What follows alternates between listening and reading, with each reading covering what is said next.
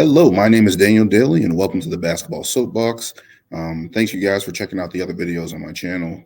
Um, Ring Takes with Brian and Lewis, where we talk about wrestling so far, leading up to Elimination Chamber, but getting feedback on that, as well as the trade deadline review I did with Emmanuel Vincent the other day, going over the trade deadline. That was crazy. Guys, remember to like, comment, and subscribe. Give me as much feedback as possible. And thank you for joining me on this. But in this episode, we're going to be talking about NBA All-Star Weekend, heading up next week there as we wind down the second quarter of the NBA season into halftime, basically. The NBA All-Star Game is in Salt Lake City this year in Utah. As expected, the All Stars we expected to be there got there. Some guys maybe got snubbed and stuff like that. But mainly the headliners are there. You know, LeBron, Tatum, Giannis, Kevin Durant, Kyrie Irving, other guys like that, Steph Curry, John Morant, other guys like that. And the thing that's been holding back the season a little bit, what's been my biggest gripe with the NBA season so far this season has been injuries. Even to the point where it's affecting the All-Star game, you have some guys that are out basically for extended periods of time. Some late scratches coming here heading into the All-Star game. Stephen Curry has tears in his leg, his partial in his leg. And that's been the story of the Warriors season, where they just haven't been able to get out of a deadlock there. Being a lower seed in the Western Conference, where they've just been battling injuries with Steph Curry. The defense hasn't been there. And now Steph Curry is going to miss the All-Star game. He's going to be replaced by De'Aaron Fox, who I thought had a pretty good chance to make it, especially with the Kings' record there in third place. Now, currently, they were in fourth place, I believe, when the All-Star game starters and reserves were announced there. But to see De'Aaron Fox get into that's well-deserved for him, his first time going. New blood there in the guard position. You know, we already have John Morant and Steph Curry and Luka Doncic already. They added SGAs there as well, Shai Gilgeous-Alexander. So, you know, to see De'Aaron Fox get in there is awesome, but not having Steph Curry in the All-Star game when he's been a staple year in and year out, that's crazy not to see him go. Moving on, we got Zion Williamson, who was playing MVP level with the New Orleans Pelicans as they were at the top of the conference. And ever since he's been out, they had a stretch there where they lost 10 straight. And now they're looking in the play-in. And that's the way this season has gone. Zion was playing fantastic, scoring and really leading that Pelicans team to a top seed in the Western Conference, especially with periods of time where Brandon Ingram was out, where CJ McCollum missed a couple games there. And to see Zion actually flourish and look like he was healthy and have played multiple games, have consistency. It's like seeing that guy play at that level. It's like we know this guy's going to be in this league, and then a hamstring injury happens, which is really, really unfortunate because he was running on all cylinders. He had the Pelicans going, and to see it fall out like that, it sucks, man. Not for him not to be in the All-Star game as well. He's replaced by Anthony Edwards in Minnesota, who I thought was a borderline All-Star. Really picked it up over the past couple months to try to get in there and solidify the spot there in the All-Star game. But he's going to be there as a reserve. Young kid, number one pick, getting into the NBA All-Star game. It's awesome for him. He's really been playing well, really trying to pick it up with Minnesota, especially with the Karl Anthony Towns injury, and they kind of went down a little bit, and he's kind of turning it around with them. It's good to see, again, new blood getting into the NBA All-Star game with Anthony Edwards going. Kevin Durant, that MCL sprain, he's been gone for like 2 months. Recently traded to Phoenix, as we all know, this week. He's replaced by Pascal Siakam, and it's just like Kevin Durant also has been a staple in the NBA All-Star game. His time in OKC, his time with the Golden State Warriors, even in Brooklyn, and now we're seeing him injured and missing time again.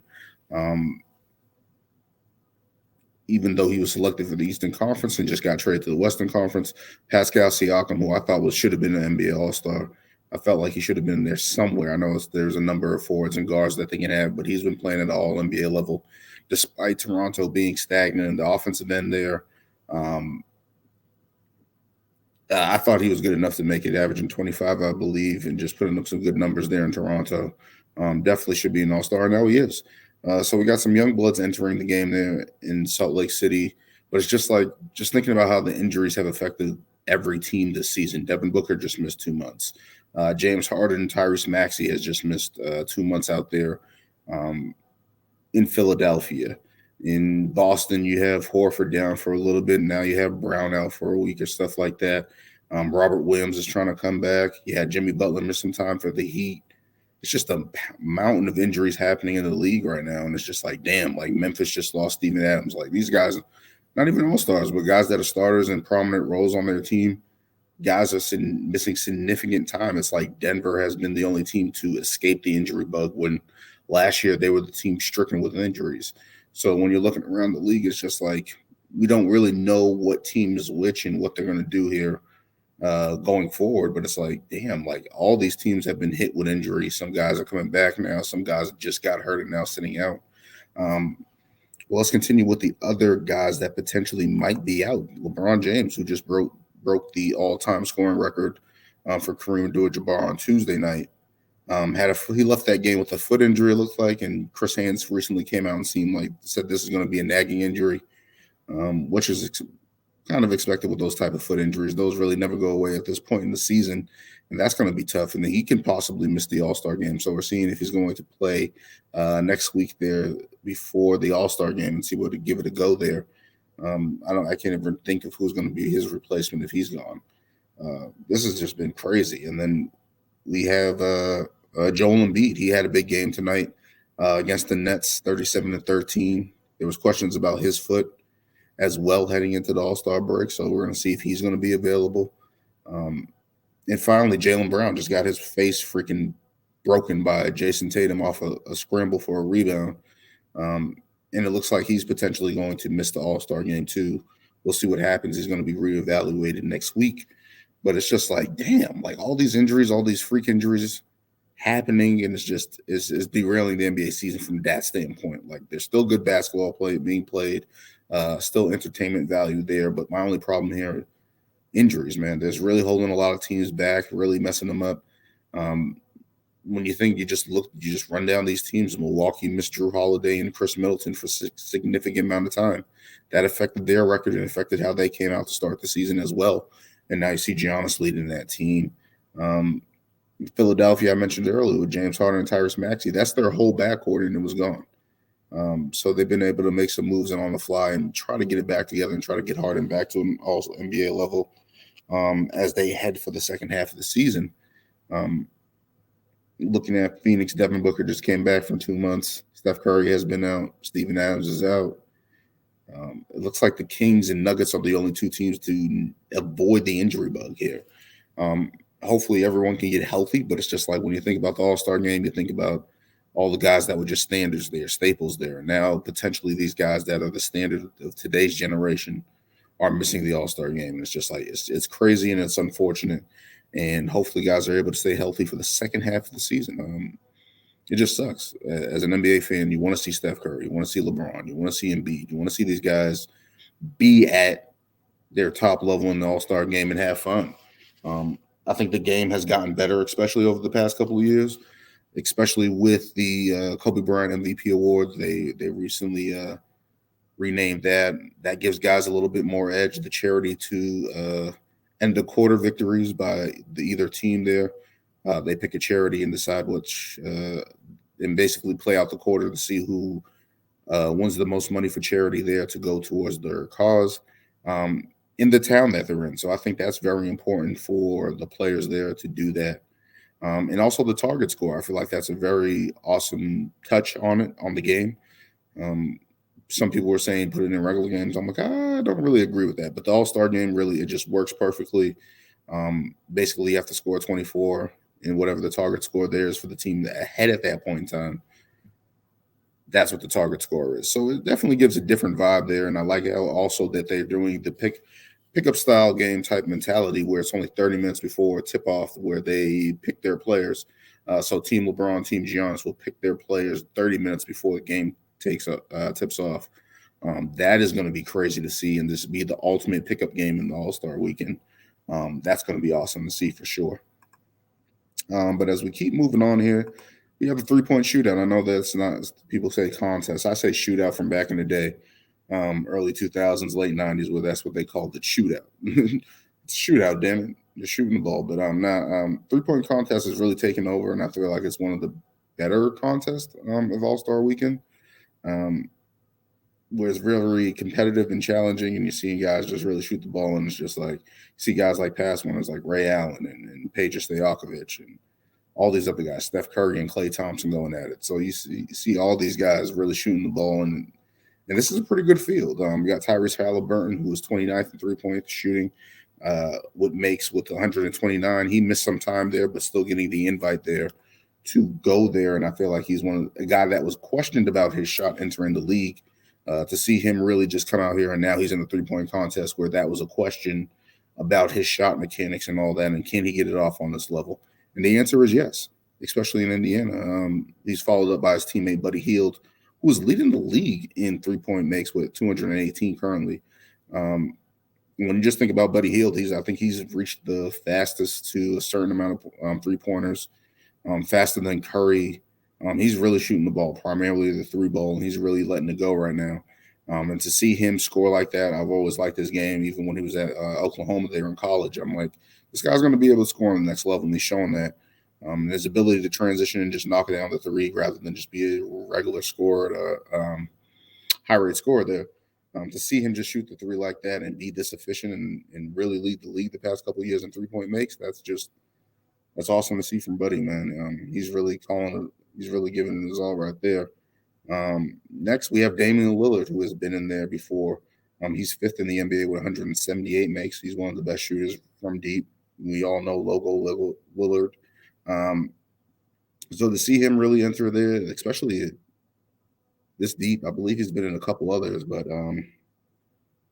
to see him join this cast there is like, oh, that's awesome for Portland, especially for Dame. Let's see if he can bring some hardware. He's joined by his teammate Anthony Simons, who was the 2020 dunk champion.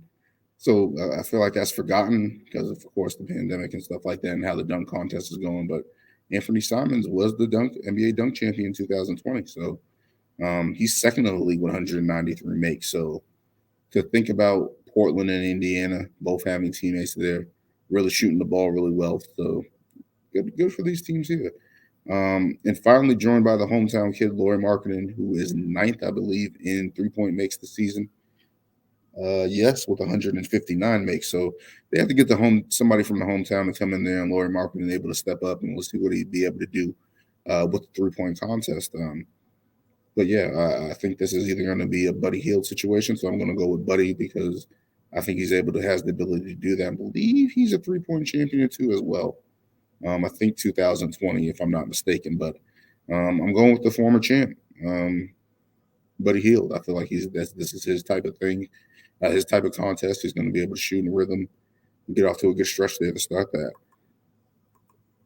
And now we move to the final thing, slam dunk contest. And it's been kind of watered down the past couple of years. And I understand that from the standpoint that younger guys are going to try to get in this to up their stock, up their brand, get a little notoriety down there in Utah.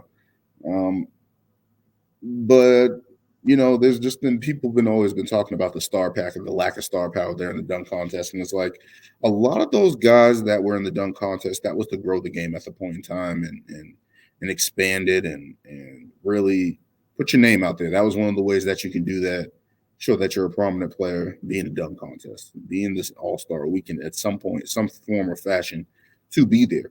So to see the game where it is now, where everyone makes money and guys don't want to do that, like I can understand that because a lot of those guys that pull off those monster ducks are in playoff positions, are in league races, are in all NBA races. And people say I'm not one of the people that sit there and say you do the dunk contest, you get injured or whatever the case may be. But that's always a fear, right? Like these guys are human. Not everybody's going to want to be able to do the dunk contest. So gone are the days where you see Dominique and Michael Jordan going at it. Even though we had Zach LaVine and Aaron Gordon go at it, I think we're going to be able to recreate some of those moments. But it's like where the creativity is going on so far with the dunk contest, I don't know if that's going to be reached. And there's some crazy dunkers. People have said bring out guys outside the league to come do the dunk contest. I'm like, yeah, but they're not really in the NBA. So I think the NBA has to find a way to fix this, maybe offer up some more prize money or whatever the case may be to help generate some buzz for the NBA Slam Dunk Contest. It's really just fallen flat the past couple of years. So hopefully they're able to rejuvenate it somehow and Don't bring back the wheel like you guys did way back in the day or anything like that, or bring back the adjustable hoop. Don't do anything like that. But they got to figure out a way to make the dunk contest be entertaining, be what it once was. Um, so hopefully they can figure that out. Let's look at the contestants here. Trey Murphy the third from New Orleans, Kevin Martin Jr., who was Kenyon Martin son that used to play for the Nets. That was a power dunker, similar to his father. So we'll see what he's able to do out there. Jericho Sims, the young kid from Texas University out there in New York, he's big. He's a big man. We'll see what he's able to do. Big men don't really dominate in the dunk contest, but we'll see what happens this time. And from the G League, Mac McClung, guy from that played in Georgetown, had a lot of buzz. Went out there with the Lakers. I think he's with the Delaware Blue Claws now. So the fact that the league has to go to the G League to support the NBA dunk contest is crazy. Yeah, right. Like no NBA stars are there. No one's going to really pick it up and try to do it. But they got to figure that out. There's some way that they can figure that out, get some quality there. Yeah, and try to figure out how to rebuild this dunk contest. Of course, all these young guys, again, as I said earlier, are going to try to rebuild their brand, really try to get their name out there. But the general public don't know who these guys are. Like people might know who Kenyon Martin Jr. is because his pops, and Mac McClung because he was a Georgetown sensation and a real guy coming out of high school and stuff like that. But overall, the dunk contest has just been blah. So they have to figure out a way to rejuvenate it. Hopefully, they do. And we'll see what they do about that. Also, the skills competition is out there. I don't think they have the contestants yet. They usually do that week before because most of the time, most of the top guys don't want to do it. They're coming up to this point in time and figure out who can do it. Also, the Rising Stars Challenge. I think it's Coach Pau Gasol, Joakim Noah, Darren Williams, and I think Jason Terry, who's coaching the G League team down there. That's going to be cool to see, especially that type of tournament style there. I was wondering how they fit that on All-Star Weekend, especially with so much going on, the celebrity game and all that. And but NBA All-Star Weekend is going to be pretty good. I know we have some question marks there, but the NBA All-Star Game is usually good, especially with the target score now added. Gives it a different element, gives it a different purpose and meaning.